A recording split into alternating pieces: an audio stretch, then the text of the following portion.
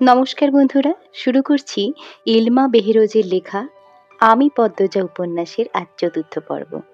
সাথে আছি আমি দোয়েল। আগের পর্বগুলো শুনতে হলে অবশ্যই আমার চ্যানেলটি সাবস্ক্রাইব করে আমার পাশে থাকুন। দিনটাকে পদ্মজার অলক্ষণে মনে হচ্ছে। সকালেই উঠে দেখল লাল মুরগিটার একটা বাচ্চা নেই। নিশ্চয়ই শিয়ালের কারবার। রাতে মুরগি খোপের দরজা লাগানো হয়নি, আর এখন আবিষ্কার করলো দেয়াল ঘড়ির কাঁটা ঘুরছে না। ঘড়িটা রাজধানী থেকে হানি খালামণি দিয়েছিলেন। গ্রামে খুব কম লোকই হাত ঘড়ি পরে। দেয়াল ঘড়ি হাতে গোনা 2-3 জনের বাড়িতে আছে। পদ্মজা সূর্যের দিকে তাকিয়ে সময়ের আন্দাজ করার চেষ্টা করলো। পূর্ণা প্রেমা দুপুরেই খেয়ে ঘুম দিয়েছে। পদ্মজা মায়ের রুমে উঁকি দিল। হেমলতা মনোযোগ দিয়ে সেলাই মেশিন কাপড় সেলাই করছেন। আটপাড়ায় একমাত্র হেমলতাই সেলাইয়ের কাজ করেন। প্রতিটি ঘরে কারো না কারো পরনে তার সেলাই করা কাপড় আছেই। লুকিয়ে দেখছিস কেন? ঘরে আয়। হেমলতার কথায় পদ্মজা লজ্জা পেল। না আম্মা, কাজ আছে। পানি দিয়ে যা। হেমলতা জগ বাড়িয়ে দেন। পদ্মজা জগ হাতে নিয়ে বলল, আম্মা, ছটকা কোন মুরগিটা দেব? হেমলতা গতকাল স্বপ্নে দেখেছেন বাড়িতে আগুন লেগেছে, তাই তিনি ছটকা দিবেন বলে মনস্থির করেছেন। সকালেই পদ্মজাকে মনের কথা জানালেন, সাদা মোরগটা দিয়ে দিস। মুন্না কি আসছে? না, প্রতিদিন বিকেলবেলা তো পানি নিতে আসে, কিছুক্ষণ পরেই আসবে। হেমলতা আর কথা বাড়ালেন না। পদ্মজা কলপাড় থেকে পানি নিয়ে আসে। আছরের আজানের সাথে সাথে মুন্না আসলো। গ্রামে সচ্ছল পরিবার নেই বললেই চলে। হাতে গোনা কয়েকটা পরিবারে সচ্ছলতা আছে। হেমলতার পরিবারটা টিকে আছে। হেমলতার তীক্ষ্ণ বুদ্ধি এবং পরিশ্রমের জন্য। পুরো আটপাড়ায় টিউবওয়েল মাত্র 5টা। পদ্মজার টিউবওয়েল থেকে পানি নিতে প্রতিদিন অনেকেই আসে। তার মধ্যে নিয়মিত একজন মুন্না, 10 বছরের একটা ছেলে। মা নেই, বাবা পঙ্গু, সদরে বসে ভিক্ষা করে। পদ্মজা মোরগ নিয়ে কলপাড়ে এসে দেখে মুন্না নেই। একটু সামনে হেঁটে এসে ঘাটে মুন্নাকে দেখতে পেল।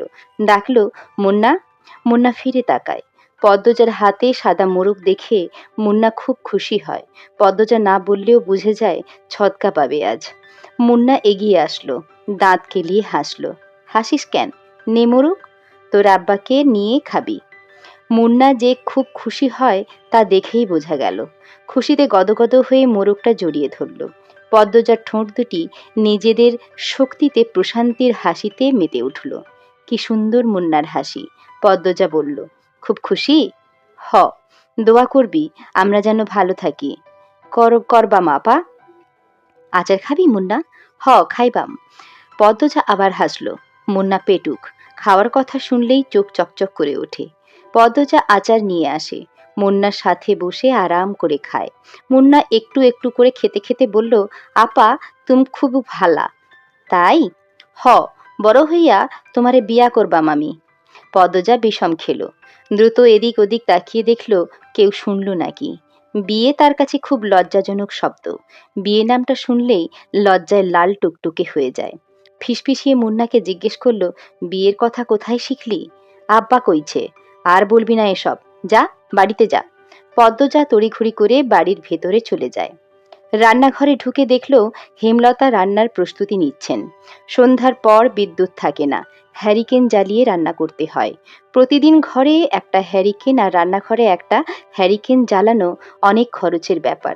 তাই তিনি বিকেলে রাতের রান্না সেরে ফেলেন। আম্মা, আমি রাঁধি? লাগবে না, সাহায্য কর শুধু। পদ্মজা চোখ ঘুরিয়ে দেখল কি কাজ করা যায়। কোনো সাহায্যের প্রয়োজন নেই। হেমলতা নির্বিকার ভঙ্গিতে বললেন, লাউ নিয়ে আয়। ছিঁড়ে আনবো? না। লাহিড়ি ঘরে আছে? লাহিড়ি ঘরে নাই। পদ্মজা মায়ের আদেশ পেয়ে যেন চাঁদ পেয়েছে এমন ভাব ধরে দ্রুত ছুটে যায় লাউ আনতে। লাউ, বরবটি, ঢেঁড়স, কাঁকরোল, করলা, চিচিঙ্গা, পটল, ঝিঙ্গা ইত্যাদি ইত্যাদি সব রকমের সবজির মেলা বাড়ির চারপাশ ঘিরে। পদ্মজা সাবধানে ঘাসের ওপর দিয়ে লাউ গাছের দিকে এগোয়। বর্ষাকাল হওয়াতে জোঁকের উপদ্রব বেড়েছে। জোঁকের ভয় অবশ্য নেই তার। পদ্মজা হেমলতা যাওয়ার পানে ঝিম মেরে কতক্ষণ তাকিয়ে থাকেন। মেয়েটাকে দেখলে তার মন বিষণ্ণতায় ভরে ওঠে।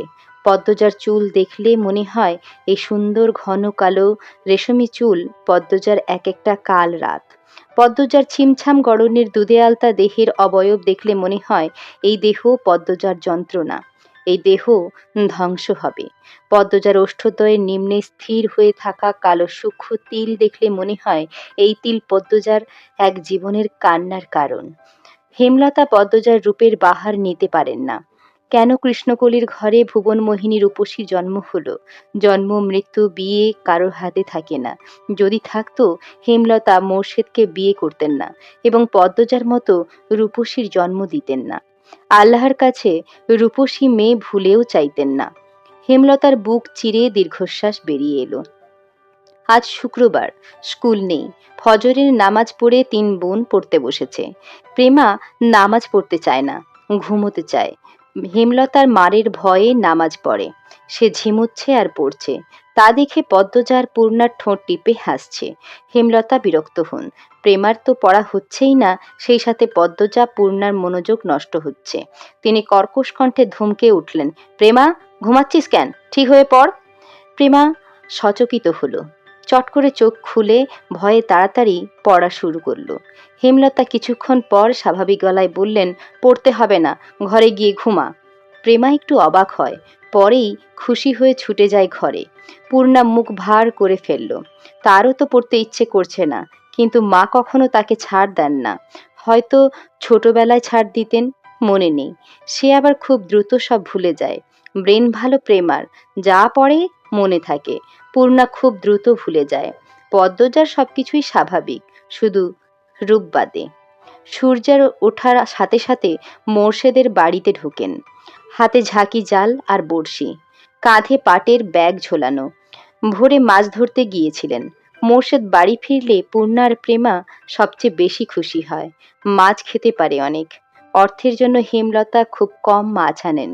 মোর্শেদ বাড়িতে যতদিন থাকেন ততদিন মাছের অভাব হয় না। মোর্শেদের বলার পূর্বেই পূর্ণা ও প্রেমা গামলা নিয়ে ছুটে আসে উঠোনে। মোর্শেদ কাঁধের ব্যাগ উল্টে ধরেন গামলার ওপর। পুঁটি, ট্যাংরা, পাবদা, চিংড়ি, মাছের ছড়াছড়ি। হেমলতা ভারী খুশি হন। পদ্মজা লতা দিয়ে চিংড়ি খেতে খুব পছন্দ করে, আর প্রেমা আর পূর্ণা পছন্দ করে পাবদা মাছের ভুনা। মেয়েগুলো খুব খুশি হয়েছে মাছ দেখে। তিনি জানেন মোর্শেদ বাড়ি থেকে বের হতেই পদ্মজা ছুটে যাবে বাড়ির পেছনে লতা আনতে। হুনো লতা, আমার আম্মারে পাবদা ভুনা কইরা দিবা, সবজি টবজি দিয়া রাঁধবা না। আব্বা, আপনি বাড়িতে থাকবেন? তাইলেই তো প্রতিদিন মাছ খেতে পারি। মোর্শেদের আর চোখে পদ্মজাকে একবার দেখে তীক্ষ্ণ চোখে হেমলতার দিকে তাকান। এরপর পূর্ণাকে জবাব দিলেন, কোনো রকম অশান্তি না হইলে তো থাকবো আমি। গামছা নিয়ে তিনি গলপাড়ে চলে যান। পদ্মজার মুখটা ছোট হয়ে যায়। প্রতিবার বাড়ি ছাড়ার পূর্বে মোর্শেদ পদ্মজাকে রাগে কটু কথা শোনান। তখন হেমলতা মোর্শেদকে শাসান। ফলস্বরূপ মোর্শেদ বাড়ি ছাড়েন। মোর্শেদ নাকি বাড়ি ফিরলা কোন দিন? মোর্শেদ গোসল সেরে রোদ পোহাচ্ছিলেন। সকালের মিষ্টি রোদ।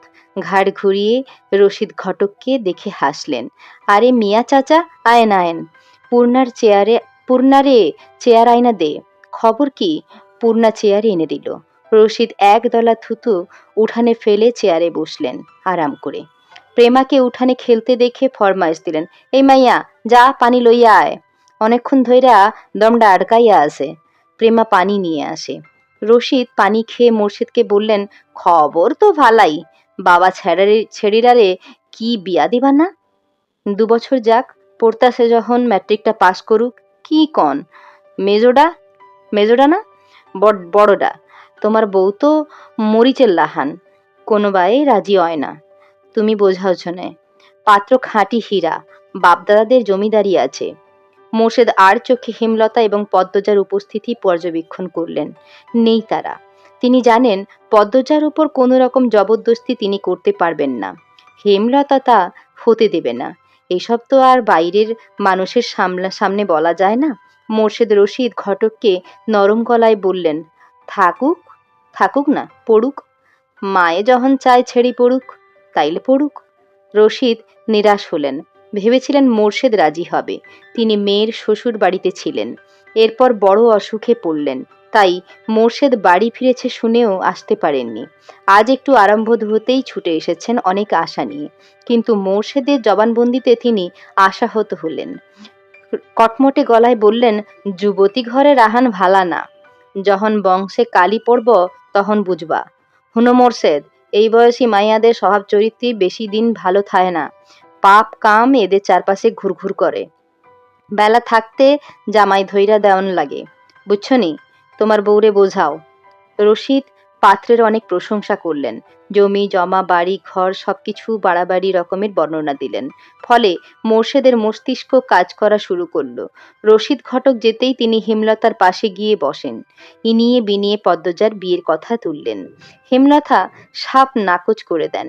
তিনি শান্ত কণ্ঠে বুঝিয়ে দেন, পদ্মজার বিয়ে তিনি দিচ্ছেন না, আর মোর্শেদকে পদ্মজার ব্যাপারে নাক গলাতে না করেছেন। শেষ কথাটা বেশ কঠিন করেই বললেন, আগে বাপ হও, পরে বাপের কাজ করতে আসবা। মোর্শেদের তিরিক্ষি মেজাজ, তিনি রান্নাঘর ছেড়ে বেরিয়ে পড়েন। রগরগে রাগ টকবক করছে। পদ্মজাকে বারান্দায় দেখে তিনি ঝাঁঝালো কণ্ঠে বললেন, ছেড়ি যখন রূপ দিয়া নটি হইব, তখন আমারে ঠ্যাঙাও পাইবা না, এই ছেড়ি মজা বুঝাইব। পদ্মজার চোখ বেয়ে জল গড়িয়ে পড়ে। হেমলতা রান্নাঘর থেকে বের হলেন মোর্শেদকে কিছু কঠিন কথা শোনাতে। পদ্মজা তখন দৌড়ে আসে, হেমলতার হাত ধরে রান্নাঘরের ভেতরে নিয়ে যায়। মোর্শেদ যতক্ষণ বাড়িতে থাকে তারও খুব ভালো লাগে। পূর্ণা প্রেমা কত খুশি হয়, বাড়িটা পরিপূর্ণ লাগে। সে চায় না তার বাবা ঝগড়া করে রাগ নিয়ে বাড়ি ছেড়ে চলে যাক। হেমলতা রাগে এক ঝটকায় মেয়ের হাত সরিয়ে দেন। তার সহ্য হয় না মোর্শেদকে। মানুষের কথা দ্বারা নিয়ন্ত্রিত হওয়া বদমেজাজি একজন মানুষ মোর্শেদ। ভালোটা কখনো বোঝে না। মানুষের কথায় নাচে সারাক্ষণ, মস্তিষ্কে একটাই বাক্যেরই পূজা করে, মানুষ কি বলবে। মুষলধারে বৃষ্টি হচ্ছে। মাথার ওপর বৃষ্টি নিয়ে মোর্শেদ বাড়ি ফেরেন। মুখ দেখে বোঝা গেল তিনি খুব খুশি। হেমলতাকে ডেকে বললেন, 1 মাসের লাইগা ঘরটা ছাইরা লাহারি ঘরে উইঠা পড়। কিসের দরকারের জন্য? শুটিং করা লাইগা মাতব্বর বাড়ির যারা আইছে তারা বলি আমরার বাড়ি পছন্দ হইছে, বিরাট অঙ্কে টেহা দিব কইছে। আমিও কথা দিয়ে আইছি, কাইলি উইঠতে কই আইছি। হেমলতা বিরক্ত হতে গিয়েও পারল না। সত্যি অর্থের খুব দরকার। পদ্মজার সামনে মেট্রিক পরীক্ষা, কত খরচ, কলেজে পড়াতে ঢাকা পাঠাতে হবে। তিনি মোর্শেদকে বললেন, টাকার ব্যাপারটা নিয়ে আমার সাথে আলোচনা করতে বলবা, নয়তো জায়গা হবে না। আরে বল মানে, এখন সব গুছাইয়া লও। পূর্ণা আড়াল থেকে সবটা শুনেছে। 7 দিন হয়েছে লিখন সাহ আর চিত্রা দেবী এই গ্রামে এসেছে, অথচ সে দেখতে পারল না। হেমলতা যেতে অনুমতি দেননি। পূর্ণা নামাজের দোয়ায় খুব অনুনয় করছে আল্লাহকে, যেন লিখন সাহ আর চিত্রা দেবীকে সচক্ষে দেখতে পারে। আর এখন শুনল তাদের বাড়িতেই নাকি আসছে ওরা। পূর্ণার মনে হচ্ছে সে খুশিতে মরে যাচ্ছে। এই মগা, আমাকে 1 কাপ চা দাও তো। মগা ঝড়ের গতিতে চা নিয়ে আসে। লিখন চিত্রার পাশের চেয়ারটায় বসলো। এরপর মগাকে বলল, দারুণ চা করো তো তুমি। মগা কাচুমাচু করে হাসলো। ভাবে বোঝা গেল প্রশংসা শুনে সে ভীষণ লজ্জা পেয়েছে। চিত্রা মগার ভাবভঙ্গি দেখে হেসে উঠল। চিত্রা হাসলে মগা মুগ্ধ হয়ে দেখে মাতব্বর বাড়ির কামলা সে। চিত্রনায়ক লিখন সাহ এবং চিত্রনায়িকা চিত্রা দেবীর সেবা করার দায়িত্ব মগাকে দেওয়া হয়েছে। মগা এতে ভীষণ খুশি। চিত্রার সুন্দর মুখশ্রীর সামনে সবসময় থাকতে পারবে ভেবে চিত্রা বলল, তোমার ভাইয়ের নাম জানি না, কি বলেছিলে? 4 ফুট উচ্চতার মগা উৎসাহ নিয়ে জবাব দিল, মদন। চিত্রার হাসি পায়, অনেক কষ্টে চেপে রাখলো। মগা মদন কারোর নাম হয়? শুটিংয়ের মাঝে হুট করে আকাশ ভেঙে বৃষ্টি নামে। এই আপাতত শুটিং স্থগিত আছে। সবাই বারান্দায় বসে বৃষ্টি দেখছে। হাতে সবার রং চা। ডিরেক্টর আবুল জাহেদ দারুণ খিচুড়ি রান্না করেন। বৃষ্টি দেখেই তিনি রান্নাঘরে ঢুকেছেন। আচ্ছা মগা, এই বাড়ির 2টা মেয়ে কোথায়? আসার পর একবার এসেছিল, এরপর তো আর এলো না। চিত্রা প্রশ্ন করল। মগা বলল, ওই যে লাহারি ঘর, ওইটা দেয়া আছে। লাহারি ঘর মানে কি? মগার বদলে লিখন বলল যে ঘরের অর্ধেক জুড়ে ধান রাখা হয়, আর অর্ধেক জায়গায় চৌকি থাকে কামলাদের জন্য। ওই ঘরকে লাহারি ঘর বলে এখানে। বোঝা গেছে? চিত্রা চমৎকার করে হাসলো। বোঝা গেছে মগা, বৃষ্টি কমলে লাহারি ঘরে যাব।